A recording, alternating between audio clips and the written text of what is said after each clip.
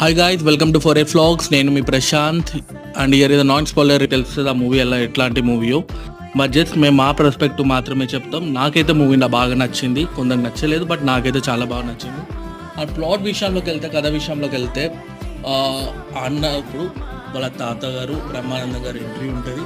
బ్రహ్మానందం వాళ్ళ ఊరికి వస్తే నాతో ఉంటే 7 ఎకరాల పొలం ఇస్తా అంటాడు. అసలు ఆ పొలం ఏంది, అసలు ఎందుకు వాళ్ళ ఇంటికి ఆ ఊరికి వెళ్ళిన తర్వాత ఫస్ట్ ఆఫ్ ఆల్ బ్రహ్మానందం గారు ఫుల్ స్క్రీన్ ప్రెజెన్స్, చాలా యాక్టింగ్ పర్ఫార్మెన్స్ అని చెప్పుకోవచ్చు గౌతమ్ది.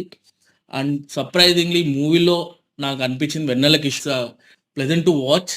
చాలా వరకు డ్రాగ్ చేసినట్టు ఉంటుంది అండ్ ఇంటర్వెల్ వచ్చేసి రష్ చేసినట్టు ఉంటుంది. అంత టైం ఉన్నప్పుడు కొంచెము ప్రాపర్ వేలో డీల్ చేయాల్సింది. And second half complete engaging ఉంటుంది అండ్ పవర్ ప్యాక్ ఉంటుంది.